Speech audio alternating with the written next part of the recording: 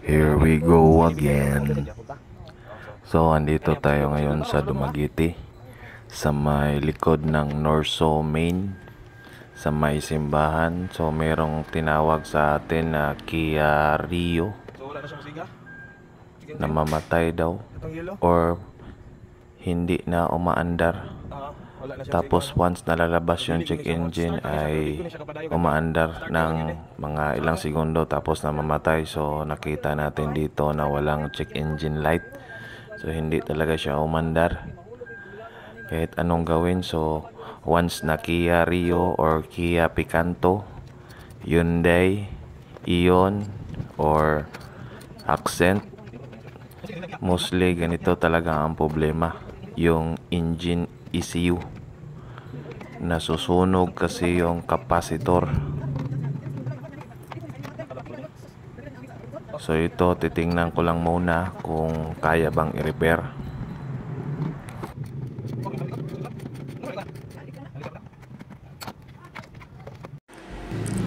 So ito, binuksan ko yung ECU at nakita talaga natin na sunog yung kapasitor. So kinumpara ko dito sa isang sira din. Ito ay sa Picanto. Halos magkapareho lang ng part number.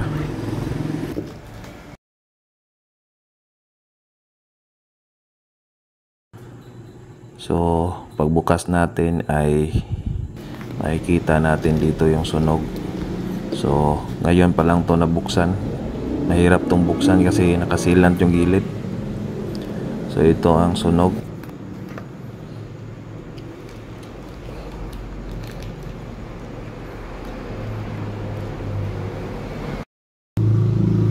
At yung sa kabila na may kapasitor, dito nagmula yung sunog. Umiinit kasi itong kapasitor once nasira. So inattempt ko tong i-repair. So hindi talaga kaya. Hindi pa talaga kaya ng kakayahan ko na mag-repair ng ganito. So kulang pa, kailangan pang mag-aral. At ginawa ko rito, inorderan ko lang sa Lazada, sa Shopee ng same part number. At kailangan pa tong i-reprogram. So magbabayad pa si ma'am nito ng 5K. Thank you.